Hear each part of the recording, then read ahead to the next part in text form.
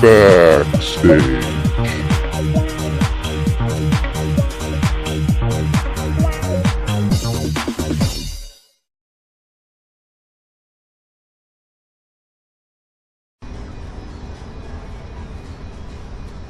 I would really like to talk about, because we like to concentrate a little bit more on the independent scene. Although, don't have anything against Hollywood, but I know we talked earlier about how is that different? What's different about being on a big budget film where you've got very stringent departments where you're not even allowed to help anybody else. Yeah. I mean, I've been on set in my early days and almost got fired for helping a grip.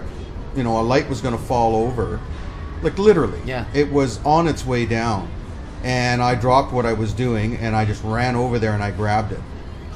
And literally, I was told, "Well, you could have got hurt," or blah, blah, blah, blah, blah. And there was a bunch of stupid things. And they said, "Look, what if we had needed you right at that moment and you're not available and you're being paid to do this, not that. If the light falls down and breaks, it's not your problem."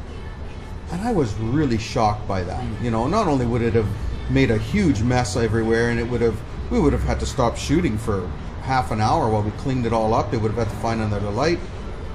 Really? So that was one thing that I didn't find very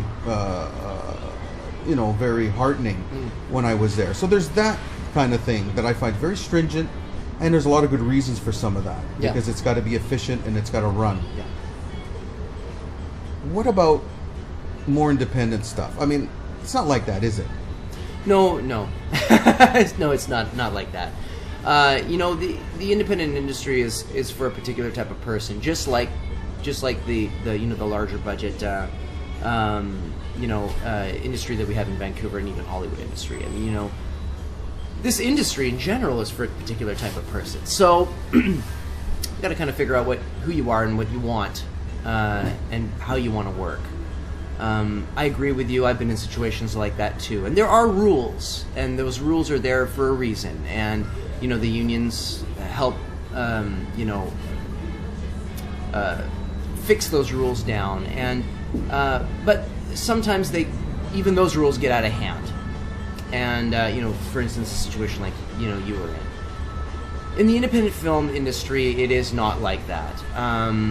When you're working long hours in the service industry on films, and you got to be there extra time, and you're going into your 14th hour or your 16th hour, and there's a lot of waiting, and you get treated poorly. Usually, I mean, people don't care. I mean, it's kind of the anger kind of flows downwards, right? Does. Somebody gets yelled at from the top, and then they have a bad time, and everybody else gets the brunt. The snowball gets bigger at the bottom. That's right. And somebody ultimately gets fired, and it's probably not the person that should be, right? So, when those types of things happen, you're really essentially working for the money, and not saying anything bad about money either. I mean, it's a wonderful thing. It makes films happen, right? Yes. And makes creativity happen as well. But there is something to be said about the creative aspect of it, and being able to flex those muscles, and being able to work in a atmosphere where you are always appreciated. Your opinion is always heard, and it doesn't matter whether it is taken or not. Right. But you feel like you're a part of something. And that's a good feeling. It is. For any human being. I don't care what industry they work in. One of the biggest complaints in work life, in any industry, and why people are so upset and discouraged with their jobs, the biggest complaint, apparently, is that they feel underutilized and underappreciated. Mm-hmm. And that's across the board. Oh yeah. And it's nice when you get into a collaborative network of people, especially the people that you work with all the time, and they become a little kind of family. They do. And that's a nice feeling. And it's really special when you can do that. And when you can be on set, in this particular case, we're talking about this industry, you can be on set and somebody says, hey, psst, come over here. I need a hand with this. Well, what are you doing? Well, this is what we're doing. How's that going to work? Well, this is how it's going to work.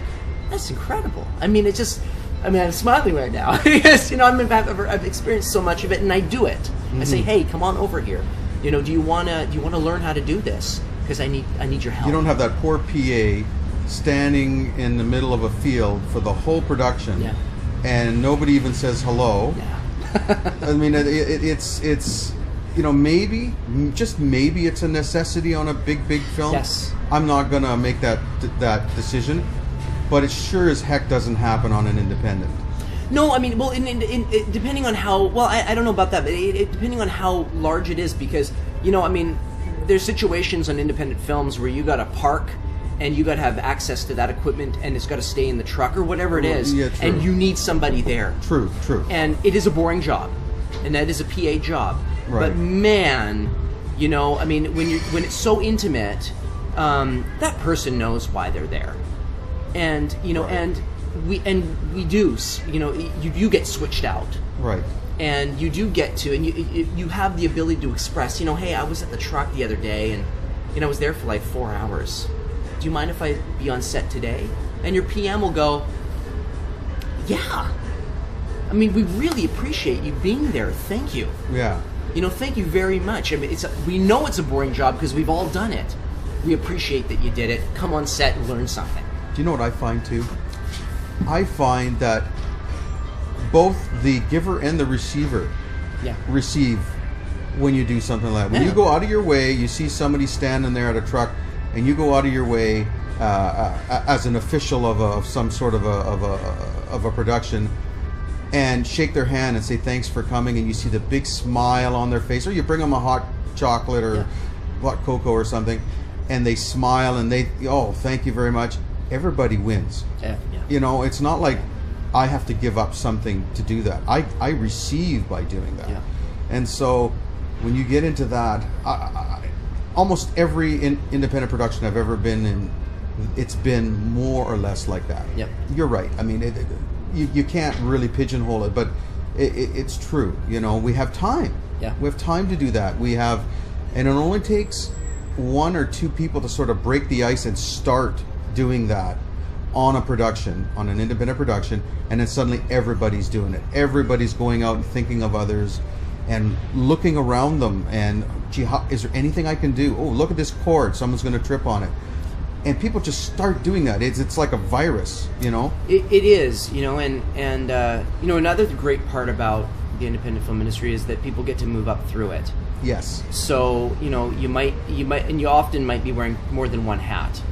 So like as a photographer, I might be shooting, but I also might be lighting, and I also might be gripping at the same time. Where normally those might be separated. And it's nice to have those separated because it gives you more time creatively to focus on one thing. Yes. But sometimes it is a necessity that you have to do more than one thing. And sometimes you get, like, here's a little story. For instance, a good friend of mine, he's an AD now, but the very first production I ever worked with him on, I was shooting it, and he came on out of school, from Vancouver Film School, as a PA.